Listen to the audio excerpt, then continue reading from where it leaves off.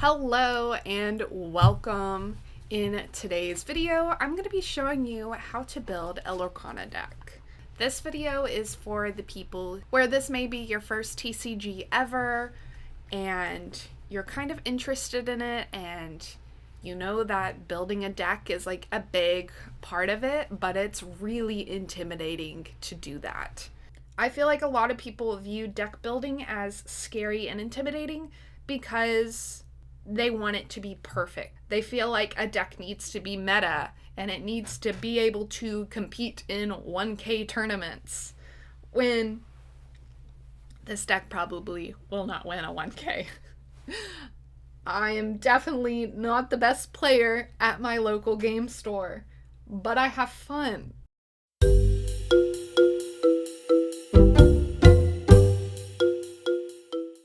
So yeah, if you want to have a fun, unique deck that's made just for you, I'm going to show you exactly how to do that.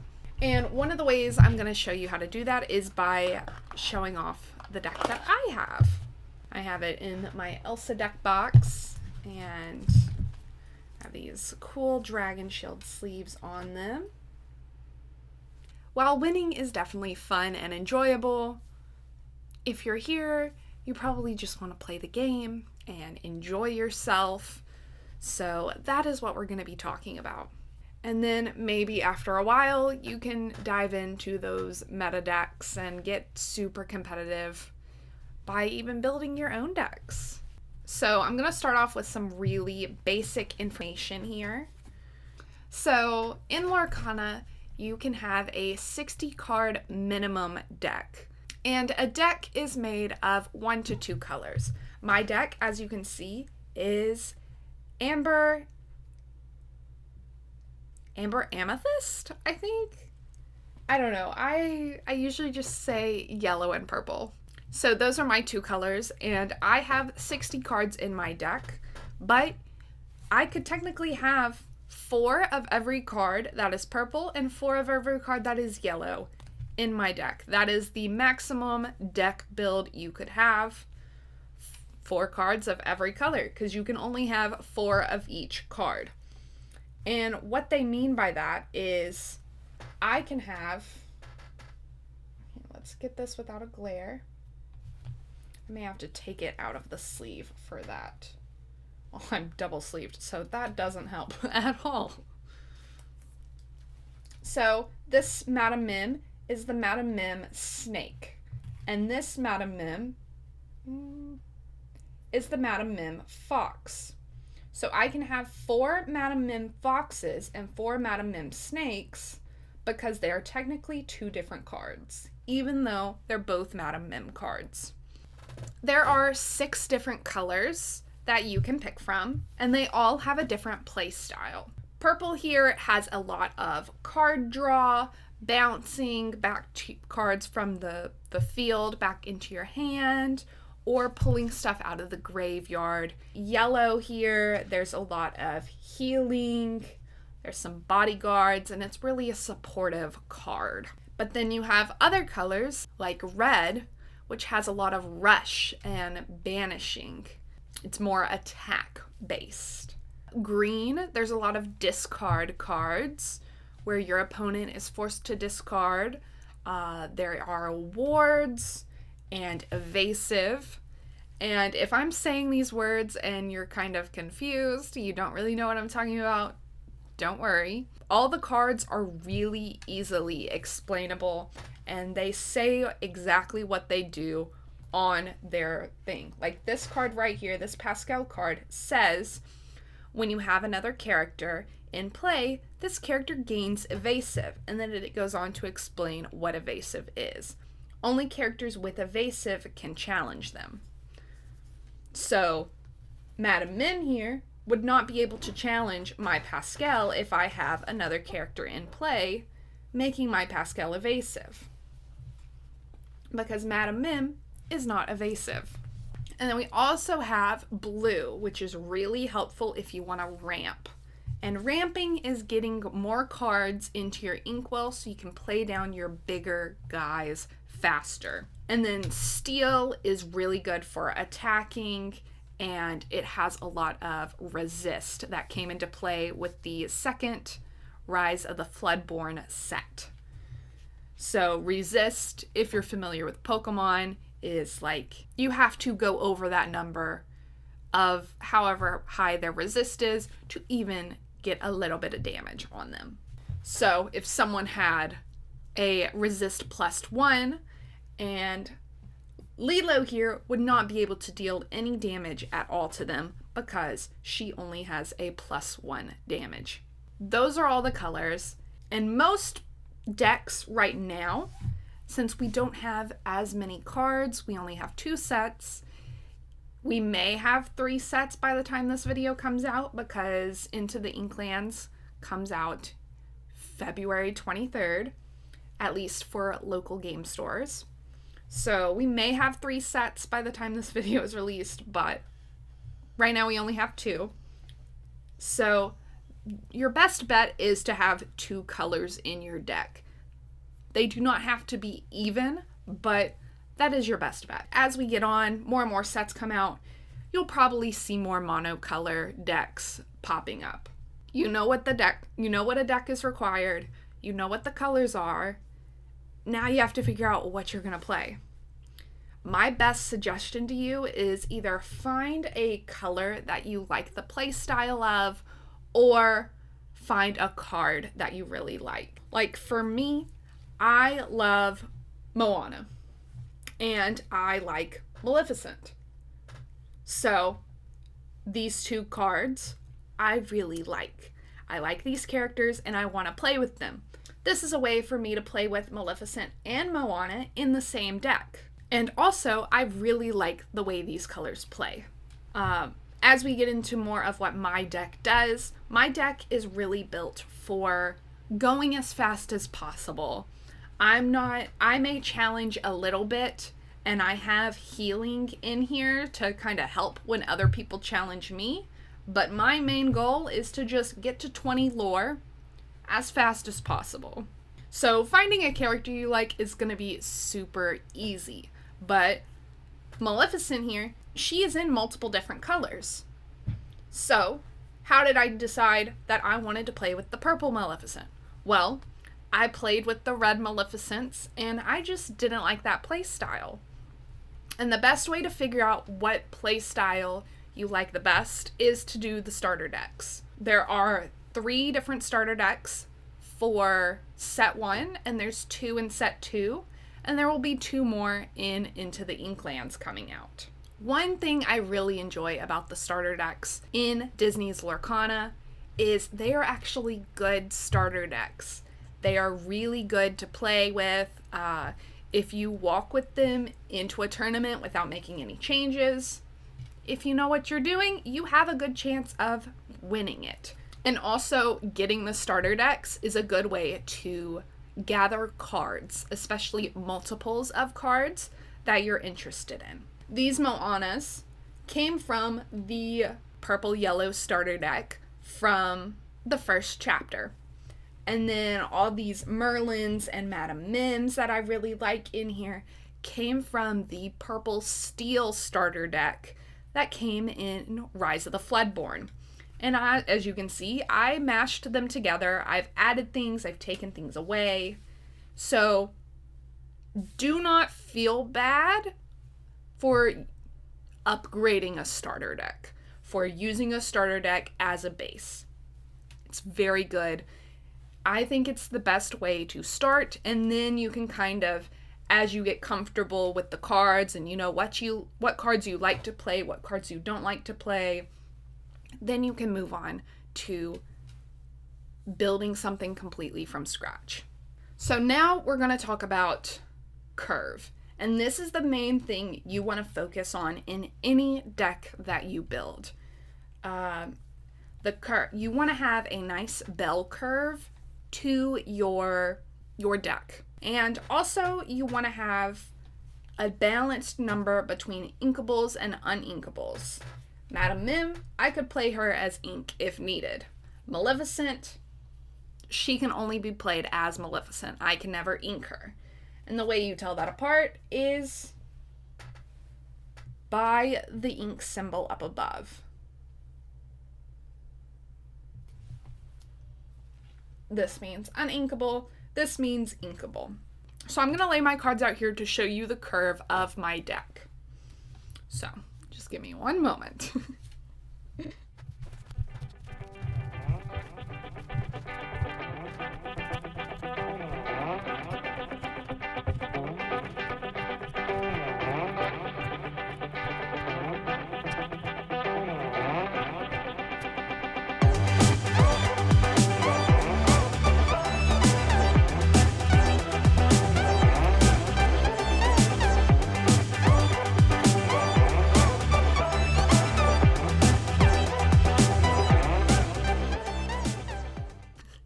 As you can see, my board looks quite a bit messy right here.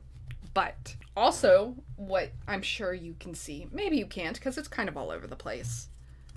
I have sixes way over here.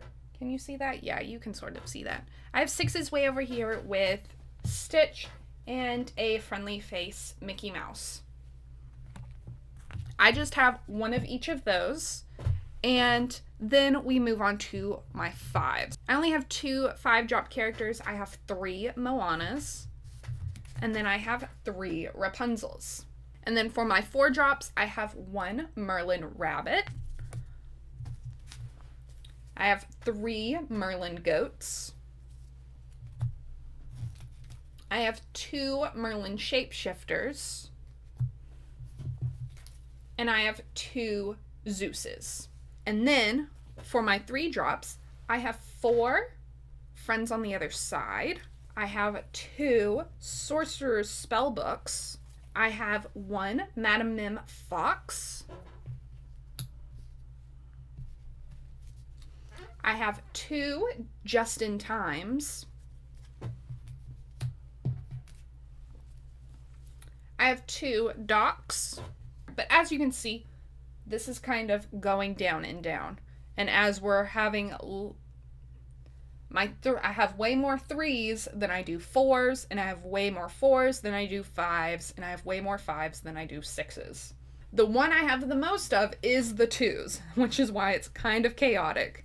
I have 2 Zero to Heroes. I have 2 Blue Fairies. I have 4 Simbas. I have 2 Last Stands. I have 2 Madame Mim Snakes. I have 3 Rapunzels. I have 1 LeFou. I have 1 Lantern. And I have 2 Yzmas. And then lastly, my 1-drops, I have 4 Stitches. I have 2 Lilos. I have 2 I'm Stuck. I have 3 Pascals. I have 1 Maleficent. And I have 2 Healing Glows. So this is my deck in its current form. The way I build my decks, and I kind of suggest you do as well, is slowly and over time, as you gather cards from packs and things like that, incorporate the cards you have. I actually have 3 cards over here set aside. They are not in the they are not in the same sleeves as these because these cards are not in my deck. These 3 are cards that I'm thinking of adding and swapping out cards that are already in my deck. Because I feel like these cards may work better than some other cards. I'm playing around with this deck and figuring it out. Those stay over there until I decide to actually make the change. But as you can see, there is a nice bell curve to my cards. So whenever you're either building or upgrading a deck, this is how I want you to lay out the cards. Lay them out in this way as you're choosing and deciding from all the cards you have what you want to add. Like before, I had some Mickey Mouses that were 3-drop. They had the exact same levels here. They had the exact same lore counter here, but I traded them out for Doc because Doc has an ability and Mickey did not. Doc's ability is whenever this character quests, you may pay 1 less ink for the next character you play this turn. So, because Doc had an ability, and he's technically a better card, in my opinion, because he can do something else besides just questing for the 2 lore. So I traded my Mickeys for this Doc and just got that slight upgrade. That's one thing you want to look for. Just slight upgrades where you can improve things. Especially as whatever you're wanting your main goal to be for your deck. Are you wanting to control the game and control the speed of the game? Are you wanting to destroy other people so they have no one? And so that way you can build up your lore. Are you wanting to go like me and just go as fast as possible? I suggest having one main goal for your deck. And you can have some options here and there within it to help fight against other types of decks. That's why I have kept my evasive characters, so I could attack evasiveness if needed. And that's also why I have a good number of healing in my decks, to heal my characters whenever I'm playing against someone who likes to attack. And that's also why I have this character, which is Banished Chosen Character, who was challenged this turn. So I could challenge with one of my small guys like Pascal, who's evasive, if he's evasive, which majority of the time he is. And he's not going to do much damage, but then I can play this Last Stand card and finish out the big evasive character that I'm trying to kill, and it will kill them. So essentially I would be able to kill Stitch right here, who's a 3/5, with my Pascal, who's a 1/1, if I use this Last Stand card along with Pascal. So I have elements in my deck that can help me if needed to attack, but my main focus is questing, and as you can see, a lot of my characters quest for more than one. And another big suggestion I have is your inkable to uninkable ratio. That's another thing you need to pay attention to. I have 15 uninkable cards in my deck. And honestly, there are games where I think that is way too many. So I'm probably in the near future going to be looking at what uninkable cards I can get rid of. Because you always want to be able to ink, and you always want to be able to play a character. The suggestion and the number I hear floating around quite a bit is 12. 12 being the magic number. You can use that number as a baseline, but it's not correct science. So don't feel like you can only have 12.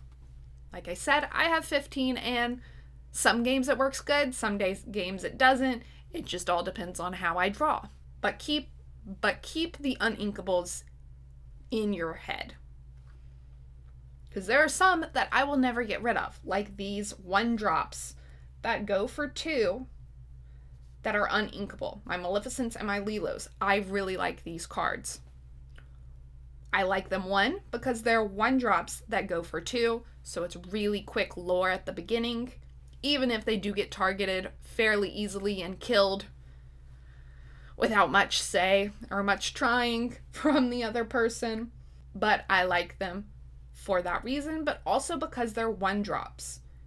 You can't even see them. Well, you can see Lilo. You can't see Maleficent.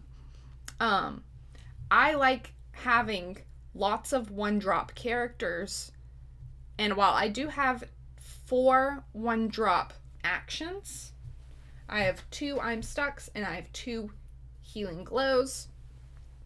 Majority of my 1-drops are characters, and I want that because you want to be able to play something every round, especially your first round, because there are some decks that have just big characters, and so they can't play anything for like the first 2 rounds.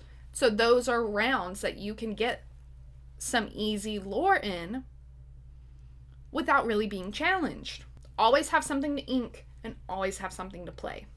Keep those in mind. I feel like a broken record with that. And also just finding characters you like. I like Rapunzel, so I put her in my deck. And a benefit to Rapunzel is she heals. So, I like that. I like Stitch. He's in my deck. And it just so happens that he works well with my stuff. Because this big Stitch, whenever I play a character that costs 2 or less, I may exert them and draw a card. So, me having a lot of these one-drop people, after the first 1 or 2 rounds, they kind of just become easy ink. But if I have Stitch on the field, I can play them and get more value out of them if I don't need to ink anything. Okay, so we have the curve. We have the one-drop characters. We have our inkable to uninkable ratio. What else do you need to think about? If you think a card is good, a card is good.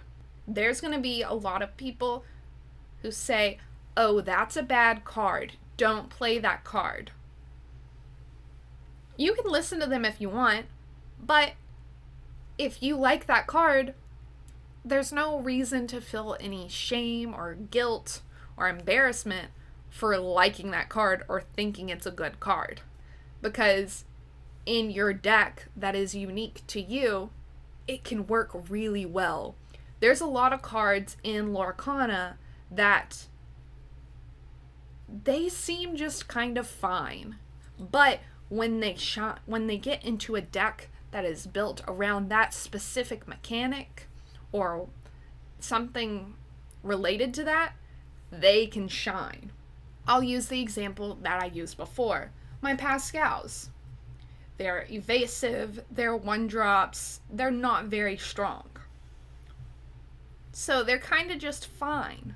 But my last stands that I have, Pascal becomes a much better evasive attacker with it, with last stand. And so the other cards in my deck make this Pascal way better than it is on its own.